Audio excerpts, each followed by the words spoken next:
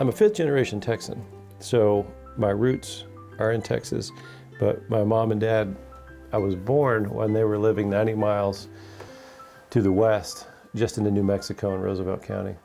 So I was born in Roswell, but Lubbock has always been our big town, and we've had family in Arlington and Dallas. So the High Plains, the Llano Estacado is where I've lived and where my people have lived. So yeah, these are my roots, and this is the country I love, and I think I'll always live here.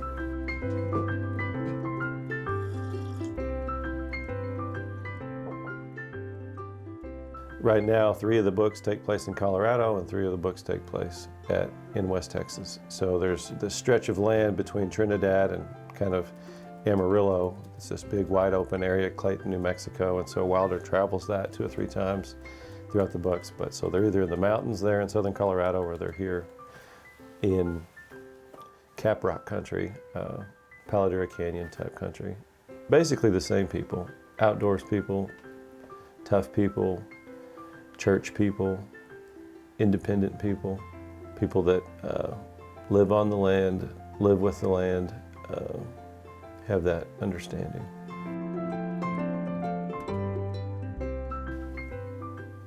I don't want the Wilder Good series to be formula fiction, which means chapter 1, somebody dies. Chapter 2, we introduce our protagonist. Chapter 3, we introduce the henchman. Chapter 10, everything gets solved. Not that that can't be successful as well. I'd like every single book to be doing something fresh and something new, and when they stop doing that, maybe I'll quit doing them. That being said, I just kind of wait until the right story happens, and so far for 6, it has happened. So I guess there's not a formula for what each book is going to be about. I guess 6 different stories have just showed up.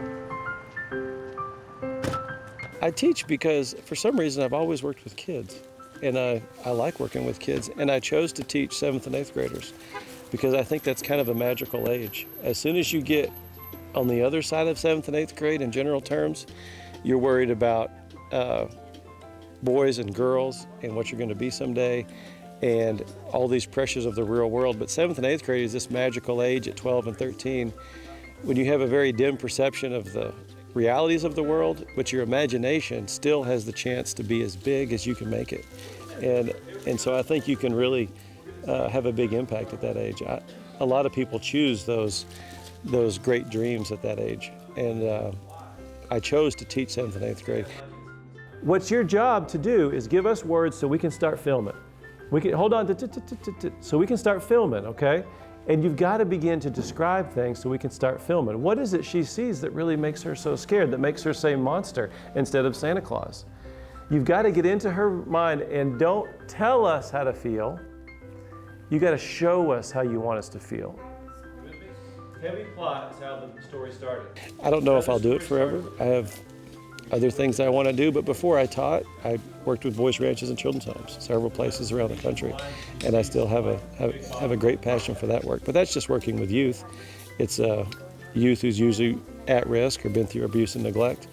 But it was teaching. It wasn't teaching in public education, but it was still just teaching. And so I guess I'll probably always do that in some format. Yes! We have some success happening before our eyes. Excellent, excellent work. I feel that way, and I don't think I'm ever going to be a skinny 12-year-old girl. But I understand that that's interesting. I want to hear, why is she so scared of another girl's going to punch her? Is she just goofy? That's the biggest thing I try to teach my kids, and I try to do myself, is just you got to be willing to put in the time. If you put in the time, usually something good will happen. You have a little kernel of inspiration, and then you got to put in all the work, and hopefully it'll show up.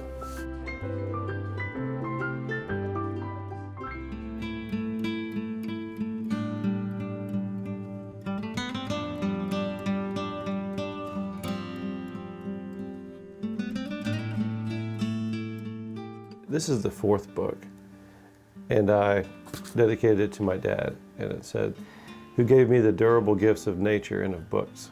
And so my dad planted those pretty deep in my soul, how great it was to have an outdoor life, cowboying and hunting and fishing in the outdoors, and then also just of books, of reading. And so that carried with me into being an adult. But who turned the corner for me to say, I can do this, I can be a professional at this, was really my relationship with John, and just being able to have a professional who had been doing it for 40 years, who's written, 80, 90 books, to say, well, what is it like to be a writer? And basically, he said, you get your rear up in the morning and you go and work, that it's a job. I'm a writer today because of my mentor and friend, John R. Erickson. The accomplishments of an apprentice are equally the honor of the master, so it's a credit to him that my books are on the shelf. However, John's books take up an entire shelf. I'm not a very good teacher. I've never taught in a classroom. I don't think that I would want to teach in a classroom, and I'm not sure that I'd want to teach writing. My best is in those books, and my job is not to explain every trick I used or how I reached the level of competence to write them. Chickens, all I see are chickens.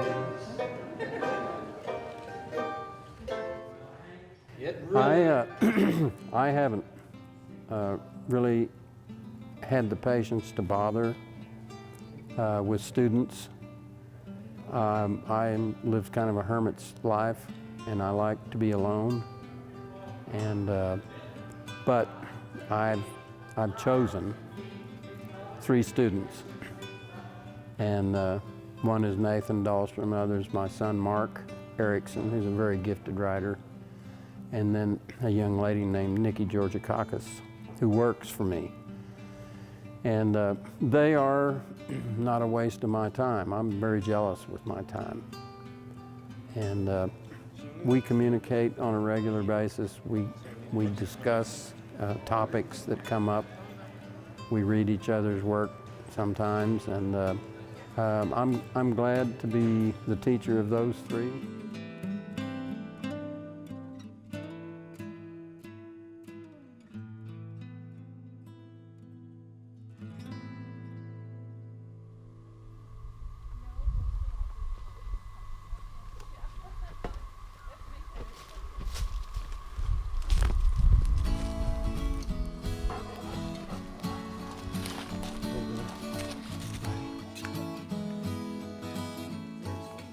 This makes a really nice habitat and a pretty place for all kinds of birds and for people. And we spend a lot of time out here camping out and stuff, but someday we hope to live out here.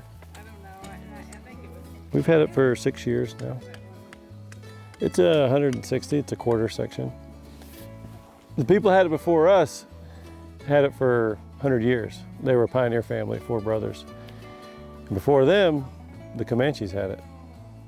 So it's a neat place, but these berms are all blowout from, it was cotton farmed for probably 40, 50 years. And so Dust Bowl and Hence, this sandy ground should never have been cotton ground, so it blew out where all the fence lines were. But it makes for us now a nice little bowl where we're totally secluded.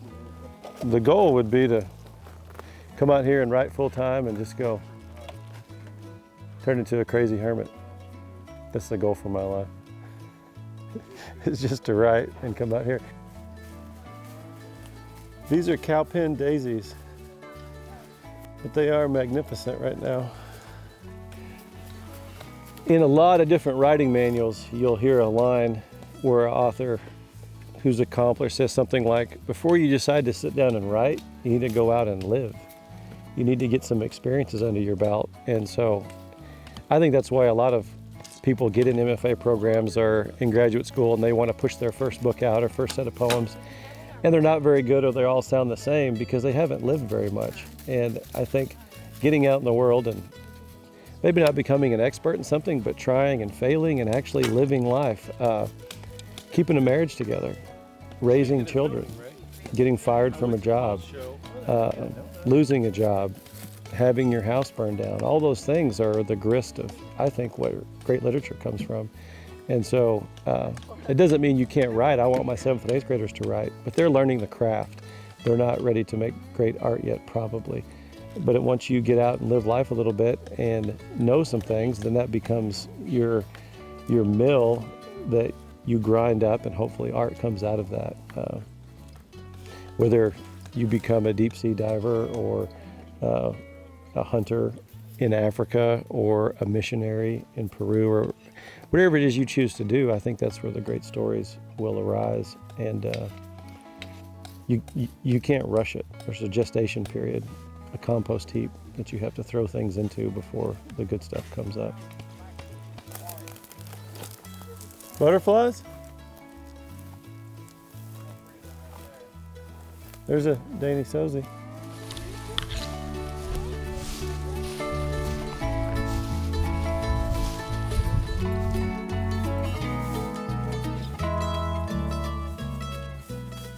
What I want to put deep in their soul, I think, is that we have a creator would be the first thing, and then second would be the creation. And so my kids don't have cell phones. We watch almost no TV, but we have all of this. And so I hope that 30, 40 years from now, when they're raising their kids, those values will come out. It's a much different world than when I was raised. We didn't have to fight against nonstop video games and screens, but now they do. Wherever you go to school, wherever your friends are. And so that's a huge part of my parenting and what I want them to know. And certainly that's part of the Wilder Good books, that we have all of this. And why aren't we using it? You know, is this little bitty tiny thing, is that really better than everything out here? There was an old iPhone commercial that I've hated for a long time. It had a little kid camping out in the backyard, and he had his dog. He was camping out, and there was a fire. And then he pulls out the iPad, and the throaty voice comes on and says, "There's never been anything like this." And that's just a lie. It's a lie made to sell these things. We've always had this. It's just we're being lazy. We're not telling people about it. We're not showing people about it. So I certainly hope the Wilder Good books will do that. And I certainly want to reflect that in how I'm raising my kids. Hopefully what you write comes out of your life, not just some abstract thing you're doing to make money or to sell something, but it's a piece of how you live.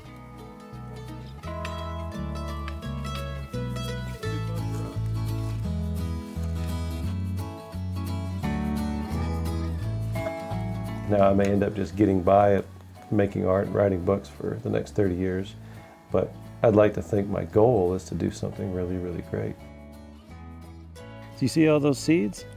Yes. Those are mesquite beans. Mesquite beans are sweet in the fall. A lot of things eat them. That's how plants spread around. Why did you grow that? But that's God's design, because then those seeds become new plants. So God designed it that way.